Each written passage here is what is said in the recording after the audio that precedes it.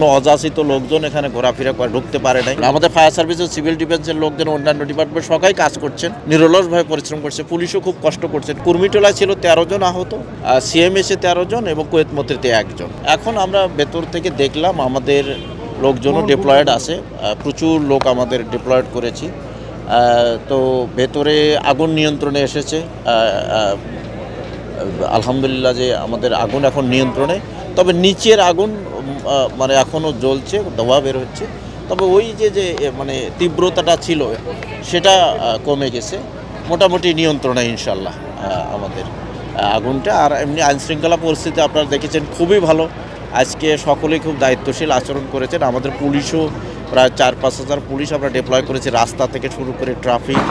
আমাদের এপিবিএনের পুলিশও এখানে চলে এসেছে।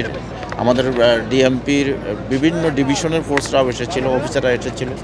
আমরা উত্তরা ডিভিশনের সকল অফিসার ফোর্স এবং অন্যান্য সকল থানার অফিসার ফোর্স কিন্তু এখানে আমরা ডিপ্লয়েড হয়েছি।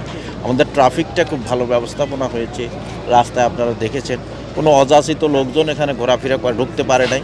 যাদের কার্ড রয়েছে বা সাংবাদিকবৃন্দ যারা রয়েছেন বা সিভিল এভিয়েশনের যারা কার্ডধারী রয়েছেন বা এয়ারপোর্টে যারা চাকরি করেন বা যারা যাত্রী ছিল, যাদের টিকিট বা ইয়ে রয়েছে, আপনার পাসপোর্ট রয়েছে, এদেরকে আমরা হেল্প করেছি যে তারা যারা এয়ারপোর্টে যাতে যেতে পারে।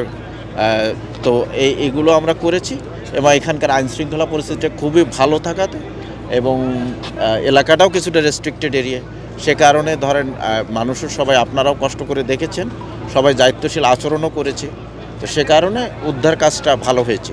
যারা আহত হয়েছে তাদেরকে দ্রুত হসপিটালে নিতে সুবিধা হয়েছে। আমাদের সেনাবাহিনী, আমাদের এয়ারফোর্স, আমাদের ফায়ার সার্ভিস এবং সিভিল ডিফেন্স অসাধারণ ভালো কাজ করেছে।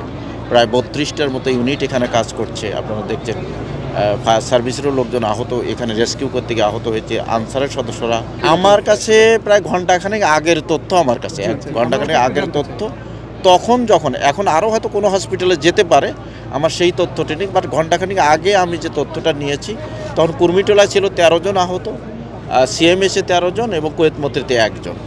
এর মধ্যে তখন 18 জন ছিল আনসারের সদস্য তখন। এখন হয়তো আরও বেড়ে গেছে, এর মধ্যে যদি অন্য কোনো হসপিটালে গিয়ে সে তথ্য আমার নেই। তখন পর্যন্ত ঘণ্টাখানেক আগে আমার কাছে 27 জনের তথ্য ছিল।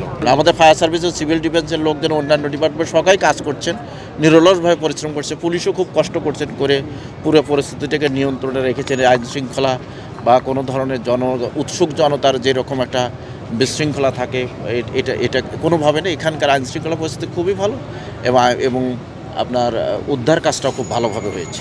আমি তো বললামই যে এইটা কী কারণে কি হয়েছে, এটা ফায়ার সার্ভিস এবং সিভিল ডিফেন্সের ওনারাই বলতে পারবেন ভালো ইনভেস্টিগেশন করে যে কী কারণে আগুন লেগেছে।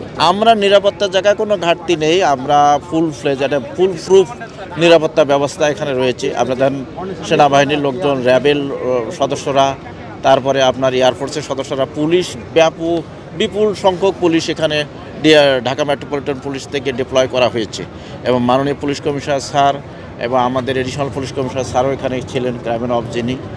আমাদের সব অফিসাররা এখানে রয়েছে এবং স্যার সবসময় এটা মনিটরিং করছেন এবং নিরাপত্তাজনিত কোনো সংখ্যা বা কোনো এখানে বিশৃঙ্খলা হওয়ার কোনো অবকাশ তৈরি হয়নি।